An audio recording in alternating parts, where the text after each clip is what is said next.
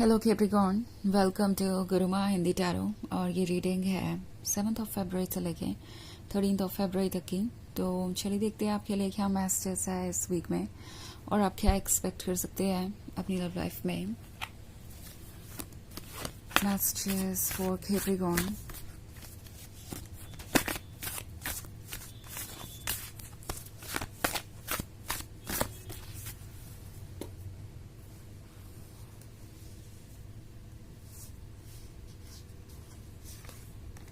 The Emperor, the Chariot, the Star, the Temperance, and Two of Pentacles. Okay. So, the Emperor. The Emperor किसी की जिद को दर्शाता है। आप जिससे भी डील कर रहे हैं ये पर्सन काफी स्टबर्न हो गया है। ऐसा लग रहा है इन्हें पहली बार कि इनके कंट्रोल से कुछ चीज़ें बाहर हैं और ये चाहे भी तो अपने अकॉर्डिंग सब कुछ नहीं हैंडल कर सकते। ओके, द एम्परर इस पर्सन के उस साइड को शो कर रहा है जो कि काफ़ी स्टबर्न है, जो कि काफ़ी ज़िद्दी है और जो वो करता है जो उसने ठान ली है। तो आई थिंक ये पर्सन काफ़ी ज़्यादा फिक्सेटेड है इन बातों पर कि वो इस रिलेशनशिप को कितना कंट्रोल कर सकते हैं, कितना सब कुछ उनके अकॉर्डिंग हो सकता है, क्योंकि उन्हें नहीं लगता कि वो किसी को भी स्पेस दे सकते हैं जिसके साथ भी वो रिलेशनशिप में हो। उसे उनकी बातों को सीरियसली लेना ही पड़ेगा। अगर कभी ऐसा होता है जब आपके ओपिनियंस डिफरेंट है तो उस पर्सन को उनके ही ओपिनियन एक्सेप्ट करने होंगे। इस तरह के थॉट्स हो सकते हैं इनके। ओके, द एम्परर ऐसा फील कर रहा है कि अगर इस रिलेशनशिप को आगे बढ़ाने के लिए किसी भी तरीके का चेंज और सेक्रीफाइस अगर किसी को देना पड़े तो वो आपको देना चाहिए, बिकॉज द एम्परर तो स्पेशल है। द एम्परर तो ऑलरेडी बहुत कुछ कर चुके हैं इस रिलेशनशिप के लिए। सो बेसिकली ये पर्सन ये फील करता है कि वो ज़्यादा जानते हैं दूसरों से और उन्हें फैसले लेने का हक होना चाहिए। ऑल्सो ये पर्सन ये भी महसूस कर रहा है कि आप इस तरह के बिहेवियर से ओके नहीं है, क्योंकि 2 ऑफ पेंटिकल्स के साथ वो देख रहे हैं कि आप आजकल सोच में हैं। कहीं ना कहीं ये चीज़ें आपको सीरियसली सोचने पे मजबूर कर रही हैं कि इस तरीके के रिलेशनशिप को आप कितना सीरियसली ले सकते हैं, कितना आगे ले जा सकते हैं। वो ये रियलाइज कर रहे हैं कि उनके इस तरीके का बिहेवियर शायद आपको ऑलरेडी सफोकेट कर रहा है और आप पहले से ही डायलेमा में हैं। आप सोच रहे हैं कि क्या वो आपके लिए सूटेबल पर्सन है भी या नहीं, या आपसे कोई गलती हो गई है, या आपको मूव ऑन कर जाना चाहिए। तो टेम्परेंस के साथ चेंजेस आ रहे हैं और ये चेंजेस उस पर्सन को पसंद नहीं आ रहे, क्योंकि वो आपको कंट्रोल नहीं कर सकते या मैनिपुलेट नहीं कर सकते, या ये एक्सपेक्ट नहीं कर सकते कि हर चीज़ आप ही करेंगे। ये थोड़े हेल्पलेस से महसूस कर रहे हैं। द चैरियट का कार्ड है। थोड़े कंफ्यूज भी हैं, सोच रहे हैं कि उन्हें क्या करना चाहिए, क्या होगा आगे। अगर वो इस जिद पे अड़े रहते हैं कि चेंजेस आप ही को लाने होंगे, अगर वो इस रिलेशनशिप को छोड़ देते हैं तो फिर क्या होगा। क्या आप उन्हें चेज करेंगे या आप जो भी होगा उससे डील करेंगे और अपने ओपिनियंस और अपने प्रिंसिपल्स और मोरल्स को ही फॉलो करेंगे। दूसरी तरफ ये पर्सन इस बात से भी बहुत फ्रस्ट्रेटेड है कि वो आपसे दूर जाने का फैसला नहीं ले पा रहे हैं। ओके, बेसिकली ये पर्सन ये महसूस कर रहा है कि उनके पास कोई चॉइस ही नहीं है। अगर आप उनके अकॉर्डिंग चलते हैं तो भी उन्हें ये नहीं पता चलेगा कि आगे और कौन सी चीजें हो सकती है। बेसिकली ये पर्सन अननोन फ्यूचर से भी डर रहे हैं, काफी कंफ्यूज है ये। Okay, at the same time उन्हें लगता है कि अगर वो इस रिलेशनशिप को छोड़कर जाना चाहे, जिससे कि उनकी सारे डाउट्स और आइडियाज और फियर और इनसिक्योरिटीज खत्म हो जाए, तो वो भी नहीं हो पाएगा। वो ये फील करते हैं कि चाहे जो हो जाए वो एक सेकेंड भी आपके बारे में सोचना नहीं बंद कर सकते और उनके लिए मूव ऑन करना भी इम्पॉसिबल हो गया है। दूसरी तरफ एम्परर का स्ट्रॉन्ग ईगो है जो उन्हें वहीं पे रोके हुए है जहाँ पे वो है। आगे भी नहीं बढ़ पा रहे हैं, पीछे भी नहीं हट पा रहे हैं और इसीलिए चैरियट का कार्ड यहाँ पे है ये कंफ्यूज्ड हैं और एक ही पॉइंट पर खड़े हैं। उन्हें नहीं समझ में आ रहा है कि उन्हें आगे क्या करना चाहिए। ओके, सो द स्टार के कार्ड के साथ ये पर्सन ये महसूस कर रहा है जैसे कि कुछ उनसे बहुत दूर है। ओके, जो वो अचीव करना चाहते हैं उससे वो काफ़ी दूर है।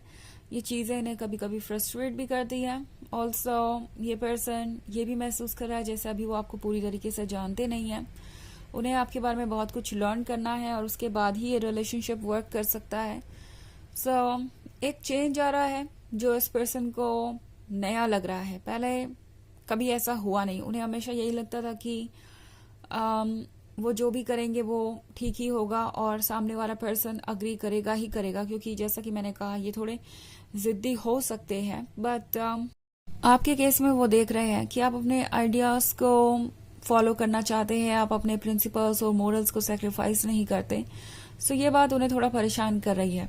ओके, वो समझ नहीं पा रहे कि इस सिचुएशन से वो कैसे डील करेंगे। क्या वो आपके साथ रिलेशनशिप में रह भी सकते हैं? वैसे ये एक जनरल रीडिंग है तो ये सबसे रेजोनेट नहीं करेगी। एनर्जी रिवर्स हो सकती है अगर आप क्रॉस वॉचर हैं। इसके अलावा अगर आप पिछले वीक की रीडिंग देखना चाहें या ईयरली रीडिंग देखना चाहें 2025 की, तो उसका लिंक भी आपको डिस्क्रिप्शन बॉक्स में मिल जाएगा हमेशा की तरह। चलिए आगे बढ़ते हैं और देखते हैं और क्या मैसेजेस है आपके लिए। Messages for Capricorn.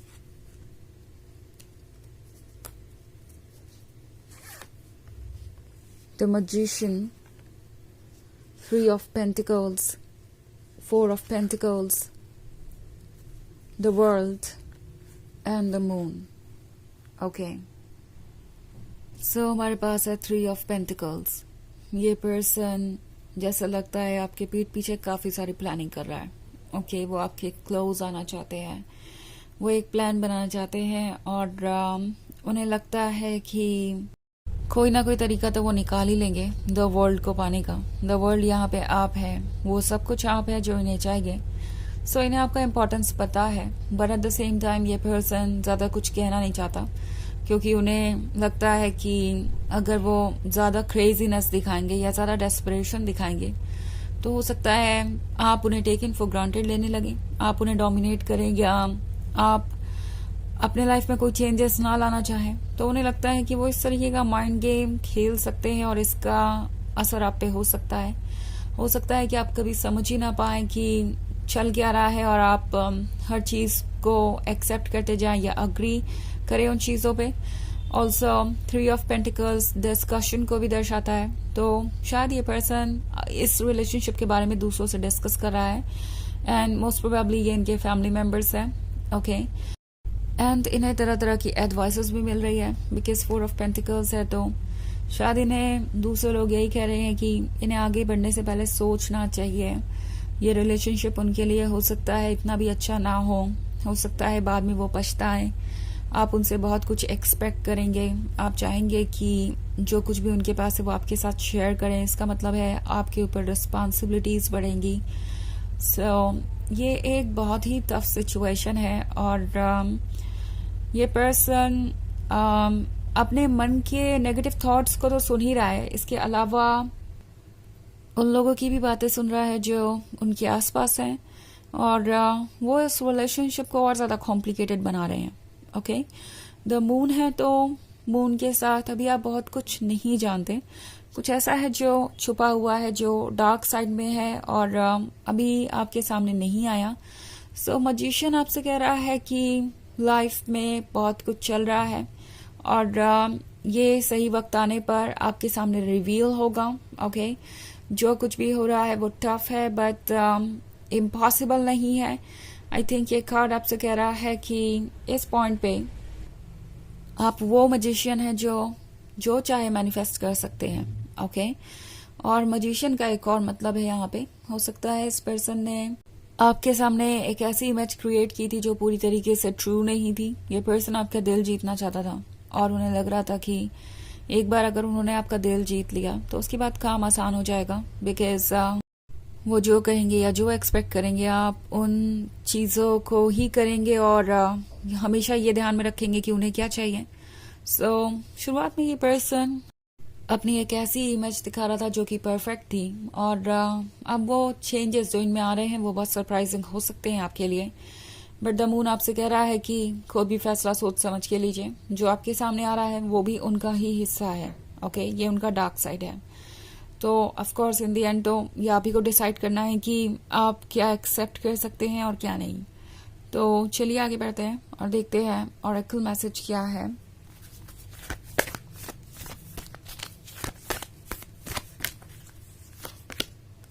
The divine director, intervention and purpose. Divine intervention is occurring. Know that you are being guided. Happiness is your purpose. तो ये कार्ड आपसे कह रहा है कि आप चाहे जिस भी सिचुएशन से गुजर रहे हो, यूनिवर्स आपको गाइड कर रहा है। ओके, रास्ता मुश्किल है मगर इम्पॉसिबल नहीं है। आप डेफिनेटली इससे भी बाहर आएंगे। आपका पर्पस है हैप्पीनेस अचीव करना, और उस हैप्पीनेस को पाना आपका हक भी है। सो यूनिवर्स आपको वहीं लेके जा रहा है जहां आपको होना चाहिए, और जहां आपका हैप्पी फ्यूचर आपका इंतजार कर रहा है। सो ये है रीडिंग इस वीक की। आई होप आपको अच्छी लगी होगी। Thanks for watching. Till next video, bye.